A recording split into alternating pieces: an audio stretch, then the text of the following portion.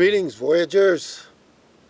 Well, we're here outside of Kingman, and I think they call this place Pine Lake, about 15 miles east of Kingman, just off Interstate 40, exit 66. This is BLM land. We've been here a week now, and we're going to be here for probably another week. I want to wait until all the crowds thin down at Parker, Arizona, and they got the big off-road, desert off-road race going on until tomorrow, I think. And then that's overlapping with the Rubber Tramp Review, the RTR 2020. And we came up here because it was getting pretty crowded down there, the campgrounds. And I'm not interested in seeing either of those events, really. So we came up here. We might be heading back down there, but we'll have to wait and see. I just wanted to post a quick update. I discovered recently that the first 5 videos that I ever posted to my channel were missing. I didn't delete them. I don't know how they deleted them, how they got deleted. If this is something that YouTube is doing in regards to the FCC regulations about content and all of that, well, then they should have notified me if they were going to just delete my videos, because that's just poor customer service. I mean, that's not even good business practice. So I don't know what happened to them. I didn't delete them, and I don't know when they got deleted, but I'm reposting them, and I'm going to have to put them in a playlist called, I think I'll call it something like deleted reposted videos or something like that. But it included my introductory video, my very first video where I introduced myself and the purpose and the goals of my video channel. So that's been missing, and I don't know for how long, but I was getting a lot of hits on that. I had over 300 hits on that. So now that they're gone, do I lose those views? Am I having the lose views blues? I don't know. It's a mystery to me. If anybody has any knowledge or can shed any light on that subject, please leave a comment. I know it's happened to some people that they've had a lot of their videos just deleted.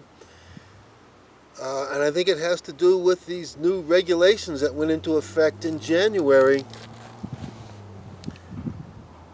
And I think what they're doing is they're going back and deleting videos that weren't registered as not intended for children. But they should grandfather those things in, because those were done when the policy was different. So they should grandfather those in. Now I'm going to have to repost them and I guess go through the process of saying no, they're not intended for children, in order to get them back up there. And what does this mean? Does this mean they're going to delete all the videos that I posted to my channel prior to the new January 2020 policy? I don't know. I don't know what it means. I'm just along for the ride here. I'm just rolling with the punches, trying to get along the best I can. So I'm going to repost those videos, and I'm going to have to keep checking back to see if my older videos are being deleted, and if they are, I'm going to have to repost them. So that's a nuisance, but those videos are important because they tell the story. They tell our story of how we came into this world of van dwelling and what we're doing to stay here in this world of van dwelling. So that's just a quick update. I don't think I have anything else to post right now. We're just hanging out here at the campground. It's nice here, it's quiet. I think probably on a daily basis there may be like 4 or 5 vehicles that might go up and down this road. And on 3 or 4 occasions we've had other campers stay here. But in all but one case, they only stayed overnight and they were gone the next morning. So we've pretty much had this place to ourselves. And that's real nice. And there's a truck stop right down the bottom of the hill. where we can go down and dump trash and whatever, pick up any supplies you might need. We don't have to go all the way into Kingman all the time, but that's where Planet Fitness is. So we will be going back there. So I don't know. Long-range plans, we're probably going to be leaving the Southwest the end of February and starting to head back east. I'm going to be stopping in South Dakota. I'm going to establish residency in South Dakota and register the van from South Dakota. That'll get me out from under the onerous safety inspections, annual inspections in Massachusetts. It costs $35 to get the inspection. If you fail for any reason, you have to get that stuff fixed like right away, or they'll be pulling you over and writing you tickets. So it gets expensive, especially if you have something that needs repairing and it's not critical. You still have to get it done and it's a pain in the neck. There's also an excise tax on vehicles in Massachusetts. I don't remember what my excise tax was on the van for last year, but it's up around like $65. So there's no vehicle excise taxes in South Dakota, no vehicle inspections, and because it's going to be in a rural state where there's not very many people at all, I'm sure my insurance will go down significantly, so it's going to save me some money. So I have to make that stop on our way back east.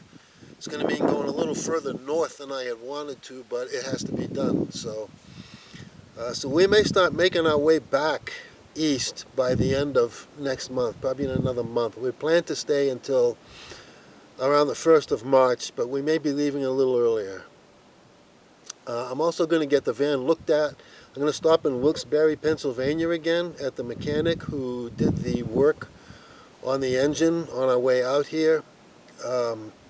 He talked about replacing the engine. This was before we knew it wasn't a big deal, when we still thought that it might be internal engine work. He suggested replacing the engine entirely.